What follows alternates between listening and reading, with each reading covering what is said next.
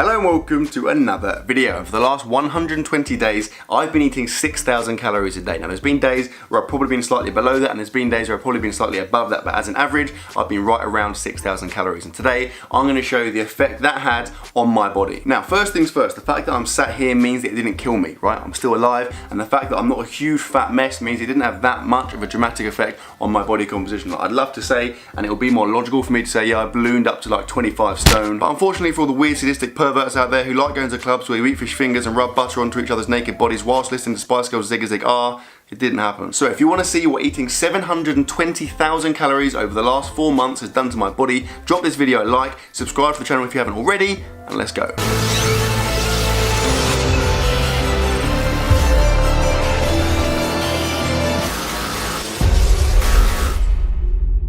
Okay, we're in now. In a minute, I'm going to show you some progress pictures, right? So photos of me taken over the course of the 4 months so you can see a nice progression in my physique. However, as I've said a million times before, pictures, particularly pictures from Instagram, are they can be very misleading. So first, I'm going to show you a bit of a physique update. So I did this yesterday. It was first thing in the morning. It was without any food, without any like pump. It was in the shadows, like in my back garden.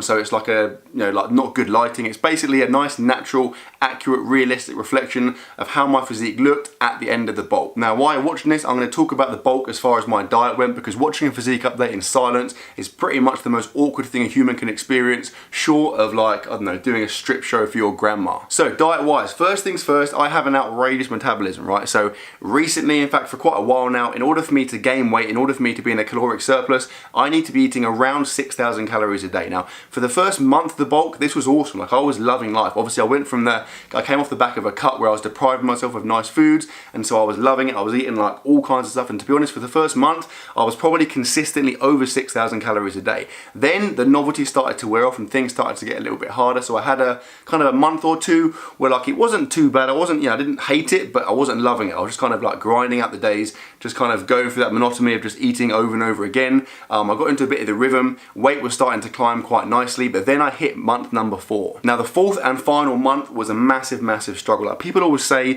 they're always kind of surprised or they're critical of me. They say, how can you not enjoy eating that much food? Like, trust me, if you want to hate food, eat 6,000 calories a day for a few weeks and I promise you'll know what I'm talking about. Like, it wasn't very enjoyable. I was having to force feed myself 2 or 3 times a day. I was feeling sick quite consistently, and the problem was where I was trying to get so many calories in, and I'm a busy guy, like a lot of the time I resorted to eating crap, which, things like McDonald's is really enjoyable, but of course from a health perspective it's not great, right? But the truth of the matter is, if it gets to the evening and I know I still have like 3,000 calories to hit, if I try and eat 3,000 calories of healthy food, it's simply not going to happen. Whereas 3,000 calories of McDonald's, I can smash that out in like 20 minutes and not even be that full. But yeah, by the end of the bulk, it really wasn't very enjoyable. Now, to give you an idea of the impact it had on my physique over the course of that time, here is a photo taken from right at the start of the bulk. Now, it's probably not a great photo to choose because it was taken like immediately after a massive push workout, so I had a huge pump, plus it was in gym lighting, so it's probably a bit misleading as far as my physique goes. I think at the time, I was actually a lot flatter than that, but yeah, this is me like right at the end of the cut going into the start of my bulk. Then you've got me about a month later, so this is getting awkward.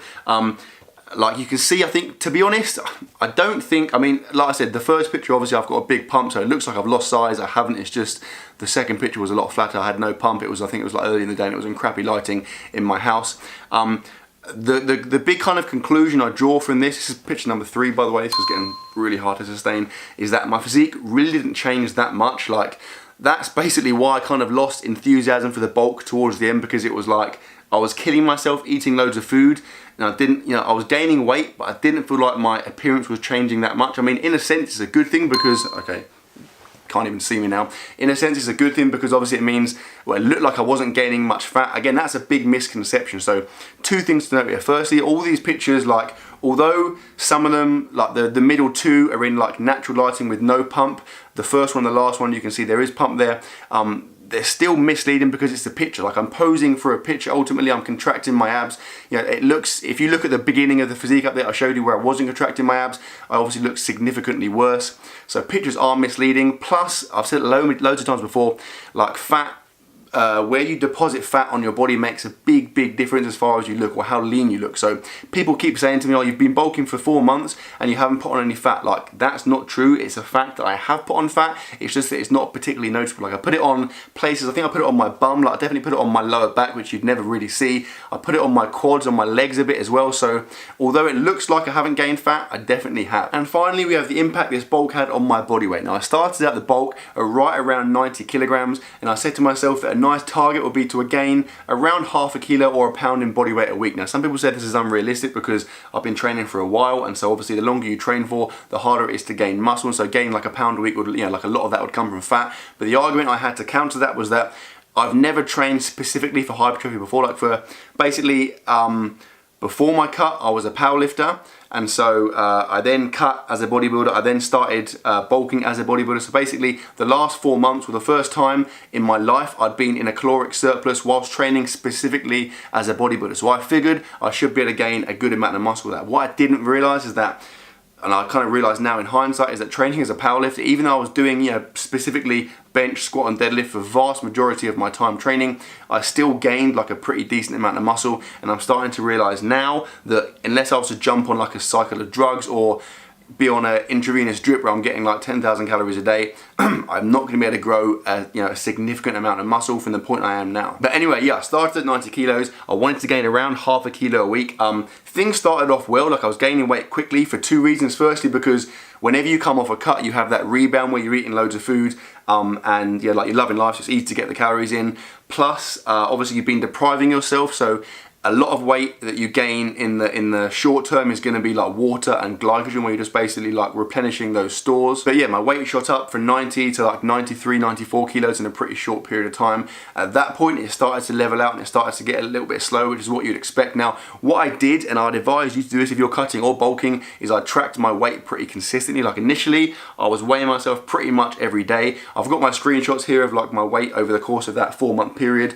As time went on and the changes started to get slower and I started to get a bit bored of doing it, I kind of dropped down to weighing myself like, every few days or maybe once or twice a week. But what you can see is that the weight gain was pretty like slow but pretty consistent. I think it's really important to bear in mind that on any bulk and on any cut, although the changes initially might be quite quick, after a while it's going to slow down, and that's fine. Like, it's normal for that to happen, and it's actually a good thing, because if you're making slow incremental changes, it means they're going to be more sustainable, and more importantly, it means it's having a positive effect on your body composition. Like, if you're in a cut and you drop a huge amount of weight quickly, it's not going to be fat, and if you're in a bulk and you gain a huge amount of weight quickly, it's not going to be muscle. Like, your body can't lose fat or gain muscle in such a short period of time. So if you're gaining small amounts of weight over a long period of time and your numbers are going up in the gym, the chances are the majority of the weight you are gaining is going to be muscle mass. But yeah, you've seen there, the weight was going up quite nicely. I had a couple of plateaus throughout, so I got to about 95 kilos and I stayed there for quite a while. And then towards the end of the bulk, I got up to kind of 97 kilos, and it took me ages to break into that 98 kilo mark, but I did for the last kind of week or so of the bulk. I was hovering around 98 kilos. I had said to myself it would be nice to hit 100 kilos, but I realised over time that was just like an arbitrary number. It had no real meaning other than the fact that it was quite satisfying from an OCD perspective to hit the number 100. So I kind of sacked that off and thought, you know what? Like, there's no need for me to keep killing myself eating all this food and bulking really hard when ultimately it's not making that much of a difference. And that brings us up to the current day, like where we are now, and the plan moving forwards, at least in the short term, although possibly in the long term and like forever, is just to maintain. Like, I've realized that my age and my training age, and particularly with my metabolism, I'm not gonna be able to change my body composition drastically.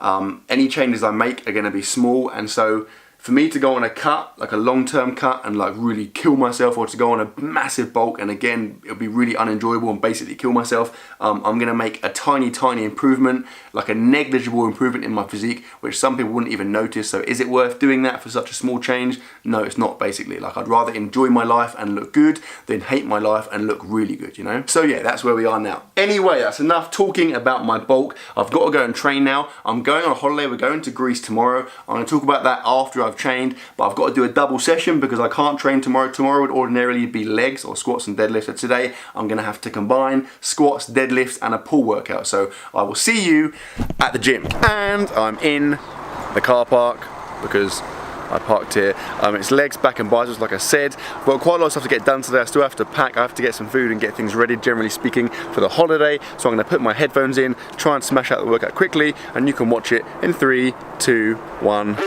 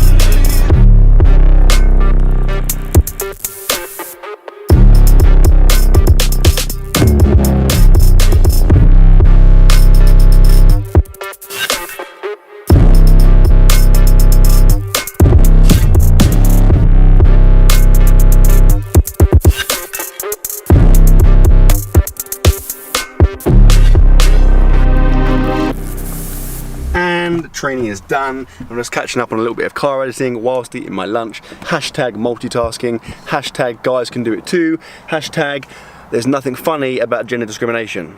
Lunch-wise, I went for the following, the biggest drink I've ever seen. So I went to Burger King, I got like a super-sized meal, which is big. But I'm gonna put it out there and say that's the biggest drink I've ever got in this country. Like, it's kind of bordering on American size.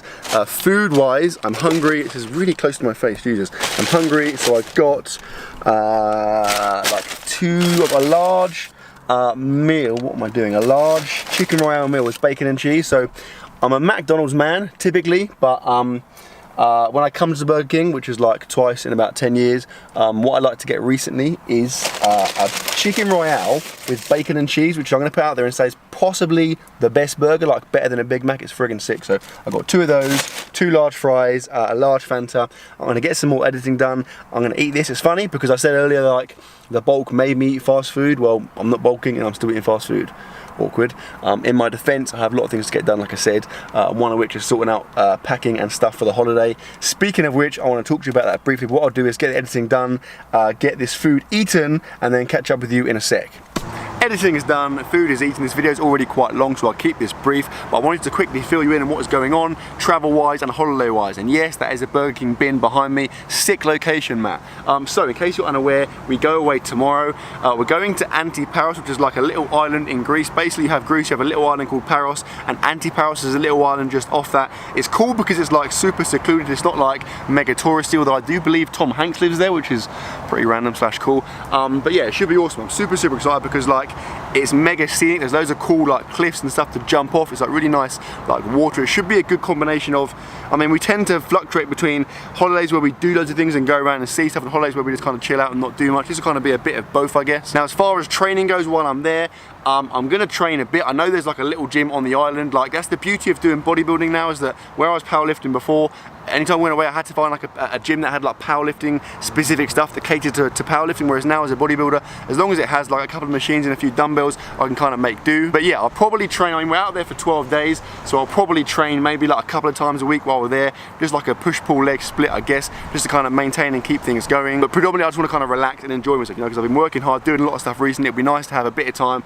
I'll still be working, I'll still be doing bits here and there, but it'll be nice to have a bit of time just to relax and not really think about stuff, just kind of switch off, you know. In terms of diet, it'll be good because obviously now I'm coming off the bulk, I can eat what I want. Now the last month hasn't been nice, we've been having to force feed myself, whereas now I can kind of like relax and not stress about having to get loads of calories in. The chances are I'll probably lose a lot of weight. I find when I go away and I'm not bulking, I end up losing weight because obviously I'm not deliberately force feeding myself, plus it's hot, plus I'm out doing stuff all the time. So I mean, that won't be ideal in that respect, but I'm not too fussed. I just wanted to have like a good time. And finally, in terms of like videos and social media and uploads and stuff, I will make videos while I'm there. Probably do like I'll do like at least one vlog a week, maybe two, depending on how things go. I don't want to do too much, but like I said, it'll definitely be that up. What I will say is go and follow me on Instagram at Mattdoesfitness, because I'll be posting on my stories like throughout the day, every day, and I'll be posting like posts every day as well. So that's a good way to keep in the loop if you want to kind of get your daily fix of me, and quite frankly, why wouldn't you? But yeah, that is pretty much that, guys. I'm super excited to go. It should be a good time, and that, my friends, is the end of the video. So I sincerely hope you've enjoyed it. If you have enjoyed it, please give it a thumbs up, and I will see you tomorrow.